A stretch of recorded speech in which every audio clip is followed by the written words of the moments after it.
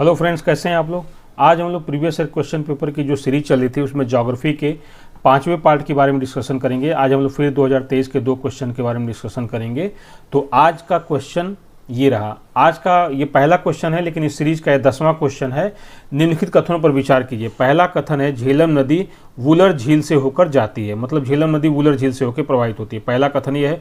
दूसरा कथन है कृष्णा नदी सीधे कोलेरू झील का भरण करती है। और तीसरा कथन है गंडक नदी के विसर्पण से कांवर झील निर्मित हुई है। अब देखिए, पहला तो सही है कि जो झेलम नदी है ये वुलर झील से होकर जाती है, ठीक है। तो जम्मू कश्मीर में कई झीलें जिसमें वुलर झील है, डल झील है, उसमें वुलर झील से होकर जाती है झेलम नदी, ये तो सही बात है। दूसरा है कृष्णा नदी सीधे कुलेरू झील का भरण पोषण करती है। तो देखिए क्या है, कुलेरी झील जो है ये पहले एक लैगून झील थी, लेकिन धीरे धीरे ये गोदावरी नदी है और ये कृष्णा नदी है, तो ये बीच में कुलेरू झील है जो आंध्र प्रदेश में स्थित है। तो ये पहले एक मतलब जैसे चिल्का झील है ना, वैसे एक झील थी, समुद्र से लगी हुई लैगून झील थी, लेकिन ये अभी आंतरिक झील हो गई। और पहले एक खारे झील थी, अभी मीठे पानी की झील है।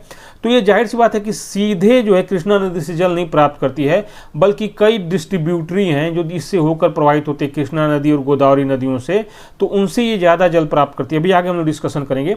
और जो गंडक नदी है ये विसर्पण से कंवर झील बनी। विसर्पण का मतलब होता है कि जब मैदानी भागों में कोई नदी प्रवाहित होती है तो सीधे मार्गों से नहीं प्रवाहित होती है, बल्कि वो किस तरह से प्रवाहित होती है, वो नदी इस तरह से प्रवाहित होती है, जैसे इस तरह से मेंडरिंग करते हुए, जैसे लगता है कि ये सांप की तरह से इस तरह से प्रवाहित हो रही है, इस तरह से नदी, ठीक है, इस तरह से प्रवाहित होती है। और नदी किसी कारण से क्या करती है कि अपने मार्ग को सीधा कर लेती है, तो ये जो भाग है ये इस तरह से गोखुर झील की तरह से रह जाता है। जैसे गाय के खुर होते हैं ना, उस तरह से झील बची रह जाती है, तो इसको ऑक्सबो लेक बोलते हैं। उसी तरह से ये कांवर झील क्या है, एक गोखुर झील है जो बेगूसराय डिस्ट्रिक्ट है बिहार का, उसी में निर्मित है, ठीक है। तो ये चीज़। अब हम लोग आते हैं क्वेश्चन का आंसर देखते हैं। तो कथन एक सही है, क्योंकि झेलम वुलर झील से होकर निकलती है। यह कश्मीर घाटी के पीर पंजाल श्रेणी के वेरीनाग के पास एक झरना है, वेरीनाग झरना, वहां से निकलती है, तथा पाकिस्तान में झांग के पास चिनाब नदी में मिल जाती है, जो सिंधु की एक महत्वपूर्ण सहायक नदी है, ठीक है। ये झेलम नदी के बारे में और वुलर झील से इसके संबंध के बारे में कहा गया। कथन 2 गलत है, क्योंकि कुलेरू झील 2 नदियों, उत्तर में गोदावरी, दक्षिण में कृष्णा नदी के मध्य स्थित है। जैसा मैंने अभी आपको फिगर बना के दिखाया, इस झील को उडमेरू तथा तमिलेरू धाराओं से जल प्राप्त होता है। और ये धाराएं कहाँ से निकलती हैं, ये कृष्णा गोदावरी से धाराएं निकलती हैं, और इस तरह की बहुत सी धाराएं निकलती हैं, से जल प्राप्त करता है। लेकिन ये प्रत्यक्ष रूप से कृष्णा नदी से जल नहीं प्राप्त करती है, बल्कि अप्रत्यक्ष रूप से कृष्णा एवं गोदावरी नदी से जल प्राप्त करके ये झील भरती है, ठीक है, सीधे नहीं। और यहाँ पे शब्द दे दिया था सीधे, डायरेक्ट, तो डायरेक्ट नहीं है, इनडायरेक्ट रूप से है, ठीक है। अगला कथन है, तीसरा कथन सही है। कंवर झील एक अवशिष्ट गोखुर झील है जो गंडक नदी के कारण बनी है। यह आर्द्र भूमि पारिस्थितिक तंत्र है जो जलाभाव के कारण संकटग्रस्त है। ये जो माइग्रेटरी वर्ड्स है इनका बहुत बड़ा आशियाना था, जिसमें सारस वगैरह थे, लेकिन अब ये पानी के संकट से बहुत ज़्यादा जूझ रहा है, जलाभाव के। क्यों कि गंडक ने अपना मार्ग परिवर्तित कर लिया है, वो छाड़न झील के रूप में उसको जल प्राप्त हो नहीं पाता है, तो धीरे धीरे उसका आकार सूखता जा रहा है। ये पहला क्वेश्चन था और इसके आंसर थे। आज का दूसरा क्वेश्चन और इस सीरीज का, ज्योग्राफी के सीरीज का, ये 11वां क्वेश्चन है। निम्नलिखित कथनों पर विचार कीजिए। अमरकंटक पहाड़ियां विंध्यन और सह्याद्री श्रेणियों के संगम पर स्थित हैं।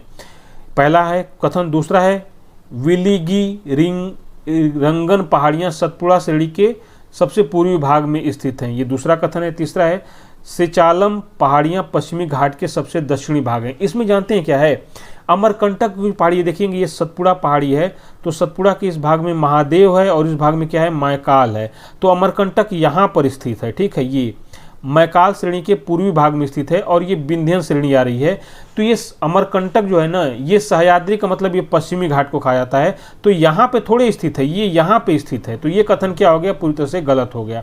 दूसरा है विलिगिरी रंगन पहाड़ियां सतपुड़ा श्रेणी के सबसे पूर्वी भाग हैं, तो यही कह रहा है कि सतपुड़ा श्रेणी है ये, तो इसके सबसे पूर्वी भाग में यहाँ पे ये नहीं है। ये विलिरिंगन पहाड़ियां क्या है कि जब ये प्रायद्वीपीय भारत में देखेंगे कि यहाँ पे पश्चिमी घाट है, तो ये पश्चिमी घाट के इस क्षेत्र में है कि कर्नाटक के दक्षिण पश्चिमी भाग और तमिलनाडु के ये जो भाग है यहाँ पर स्थित है। और ये क्या कह रहा है, ये कह रहा है कि यहाँ पर स्थित है इस कथन में, तो ये भी कथन क्या हो गया, गलत हो गया। अगला है सेचालम पहाड़ियाँ पश्चिमी घाट के सबसे दक्षिणी भाग हैं। ये गलत है, सेचालम पहाड़ियाँ पश्चिमी घाट के सबसे दक्षिणी भाग में नहीं है। आपने पुष्पा मूवी देखा होगा तो उसमें देखा था कि जो पुष्पा डायलॉग मारता है कि लाल चंदन इसी सेचालम की पहाड़ियों में पाए जाते हैं दुनिया में, तो सेचालम पहाड़ियाँ कहाँ है? देखिए ये जो प्रायद्वीपीय भारत है तो इधर से ये पश्चिमी घाट आ रहा है और इधर से ये पूर्वी घाट आ रहा है, तो सेचालम की पहाड़ियाँ यहाँ पर हैं, पूर्वी घाट के दक्षिणी भाग में है, जो आंध्र प्रदेश है, रायलसीमा हिल जो है वहाँ पे है, और जबकि पश्चिमी भाग के दक्षिणी भाग में कर है यहाँ पे नहीं है, ये यहाँ पे है। ठीक है, तो ये कथन भी गलत हो गया। अब हम लोग इसका आंसर देखते हैं कि देखिए कथन एक गलत है। क्यों? क्योंकि अमरकंटक सतपुड़ा पर्वत श्रेणी के सतपुड़ा श्रेणी का पूर्वी विस्तार यहाँ पे देखिएगा ये है मैकाल है, मैकाल श्रेणी के पूर्व में स्थित है, जो सतपुड़ा और विंध्य पर्वतमाला का मिलन बिंदु भी है। ठीक है, सह्याद्री का नहीं है। दूसरा कथन गलत है क्योंकि विलीगिरी, रंगन या बियार पहाड़ियां सतपुड़ा श्रेणी का हिस्सा नहीं है, बल्कि यह दक्षिण पश्चिमी कर्नाटक एवं तमिलनाडु के मध्य स्थित है। ठीक है, तो ये भी कथन गलत हो गया। तीसरा कथन गलत है क्योंकि सेचालम पहाड़ियां पश्चिमी घाट का हिस्सा न होकर पूर्वी घाट का हिस्सा है, जो दक्षिणी आंध्र प्रदेश राज्य में स्थित है। इनको तिरुमाला पहाड़ियां भी कहा जाता है। तो ये तीनों कथन गलत हो गए। तो आज के 2 क्वेश्चन को हमने सॉल्व कर लिया। फिर मिलते हैं नेक्स्ट डे नेक्स्ट क्वेश्चन के साथ। Thank you.